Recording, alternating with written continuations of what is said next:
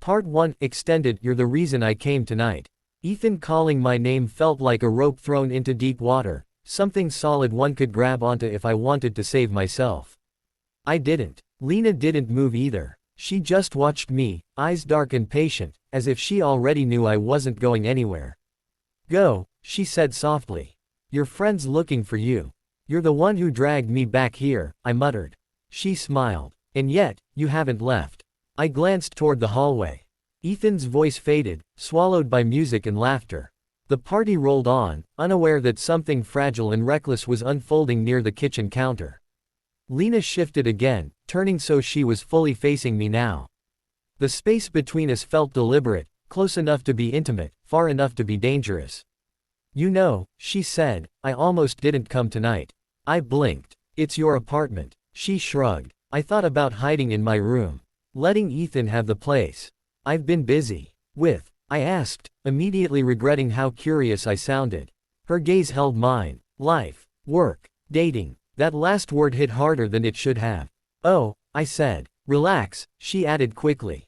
Nothing serious. I nodded, but the image lingered anyway. Lena across from someone else at a candlelit table, laughing that soft laugh, leaning in close.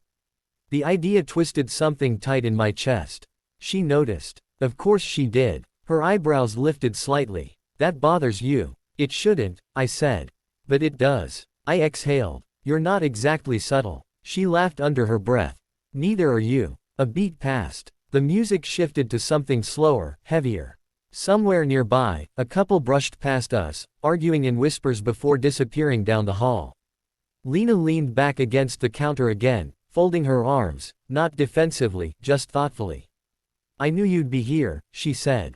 That's what you already told me. I mean, I knew. She hesitated, then added, Ethan said you asked about me. My stomach dropped. He talks too much. He said you asked if I'd be coming tonight. He said you tried to sound casual. I groaned. Please tell me he didn't. He did, she said, amused. And then he teased you about it. That felt on brand. So, she continued, I got dressed.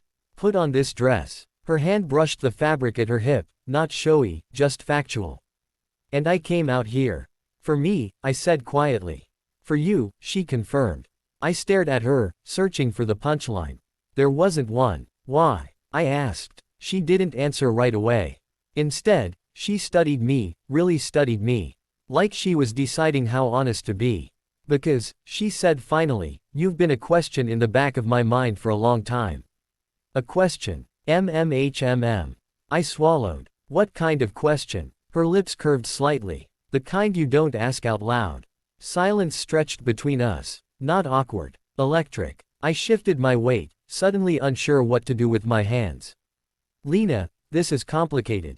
Yes, she said calmly. It is. You're my best friend's sister.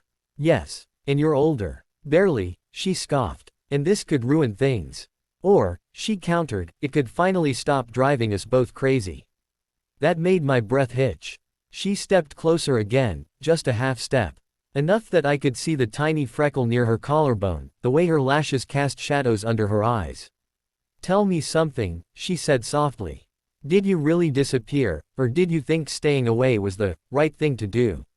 I hesitated. That was answer enough. She nodded slowly. I thought so. I didn't want to make things weird, I said. For Ethan. For you. You don't get to decide what's weird for me, she replied, not unkindly. I met her gaze. And what do you want? Her eyes flicked toward the hallway, then back to me. Right now. Yes. She leaned in, voice dropping. Right now, I want to know what would have happened if you'd kissed me that summer. My pulse thundered in my ears. That's not fair, I said. No, she agreed. But it's honest. For a moment, neither of us moved. The air felt thick, heavy with things unsaid.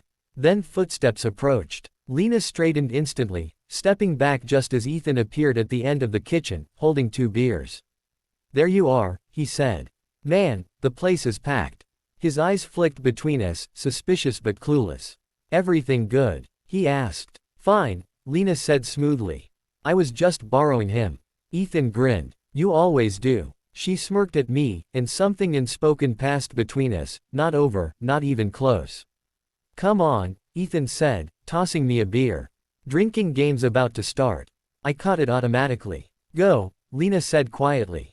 We'll talk later. When? I asked. Her smile turned dangerous. When you stop pretending you don't want to. She turned and disappeared down the hall, leaving me standing there with a full cup, a racing heart, and the unmistakable sense that tonight had already changed everything. And it was still early. Part 2 extended, the space between almost and too far. The door clicked shut behind me, softer than it should have sounded for how loud my thoughts were. Lena didn't move right away.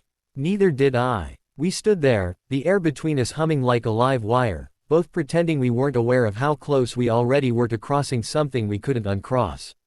Her room was nothing like I'd imagined, and somehow exactly what I should have expected. Clean, but lived in. Books stacked on the nightstand, a jacket tossed over a chair, faint traces of her perfume lingering in the air. It felt personal in a way the rest of the apartment didn't. This feels strange, I said quietly.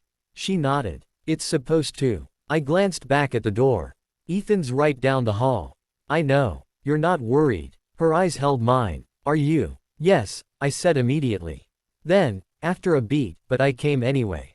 That earned me a slow, thoughtful smile. So did I. She walked past me, unhurried, and sat on the edge of the bed, not inviting, not dismissive.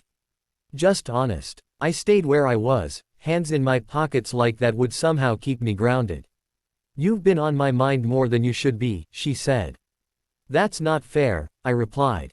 You don't get to say that like it's nothing. It's not nothing, she said softly. That's the problem. I exhaled, dragging a hand through my hair. I tried to forget it. Did you? She asked. I didn't answer. She patted the spot beside her, not insistently, just an option. I hesitated, then sat, leaving a careful space between us. Too much space to be casual. Not enough to feel safe. I remember the way you used to look at me, she said. Like you were afraid I'd notice. I was. She turned slightly toward me. I noticed anyway. That sent a quiet jolt through me. Then why didn't you say anything? Because you were younger, she said. And because you were my brother's friend.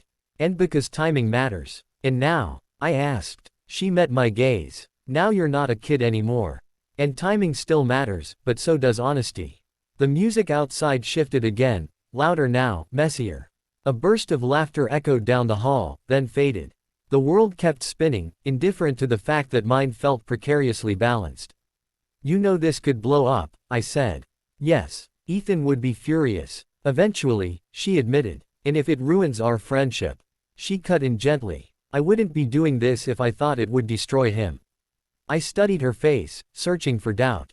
I didn't find any. What do you want from me? I asked. She didn't answer right away. Instead, she reached out, slowly, giving me time to pull away, and brushed her fingers against the back of my hand. The touch was light, almost careful. I want you to stop pretending this is one-sided, she said. My breath caught. Lena, tell me I'm wrong, she said. Tell me you haven't felt this pull every time you've been in the same room as me. I looked down at our hands. At the way her fingers hovered, waiting. I felt it, I admitted. I just didn't think I was allowed to. Her thumb brushed my knuckle, barely there. You're allowed to feel whatever you feel. That doesn't mean I should act on it. No, she agreed. It doesn't. We sat there like that, suspended in the space between restraint and desire. Her touch never pressed, never demanded. That somehow made it worse. Then a loud thud came from the living room. Ethan's voice slurred something unintelligible, followed by groans and laughter. Lena smiled faintly. He's out. You sure? He's always dramatic before he passes out. I let out a breath I hadn't realized I was holding. Relief mixed uncomfortably with something else. She withdrew her hand slowly, as if testing whether I'd reach for it again. I didn't. That didn't mean I wanted her to stop. I don't want this to be a mistake, I said. Neither do I, she replied. That's why we're still talking. I glanced at her. You make it sound like talking is the hard part. It is, she said. Once you stop talking, things get complicated fast.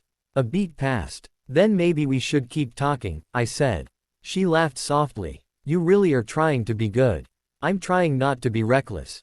Her gaze softened. Those aren't always the same thing.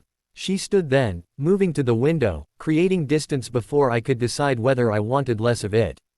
I watched her silhouette against the city lights, the quiet confidence in the way she carried herself. I don't regret saying something tonight, she said. Even if nothing comes of it. I stood too, drawn closer without meaning to. You don't. No, she said. Because now it's real. And I'm tired of wondering, what if? I stopped a few feet away.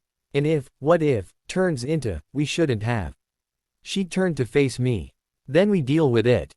Her honesty was disarming. You're dangerous, I said quietly. She smiled. You're just finally noticing. Another laugh burst from outside, then silence. The party was winding down. Lena glanced toward the door, then back at me. You should go before someone starts looking for you. I nodded. Probably. Neither of us moved. She stepped closer, close enough that I could feel her warmth again. She didn't touch me this time. Whatever happens next, she said softly, it won't be an accident. I met her eyes. No. For a moment, it felt like everything balanced on a single breath. Then she stepped back, giving me space, real space this time. Good night, she said. Good night, I replied. I left the room with my heart pounding, the hallway dim and quiet now. Ethan was passed out cold on the couch, oblivious. I grabbed my jacket, pausing once to glance back toward her door. It stayed closed, but I knew, without a doubt, that something had been opened.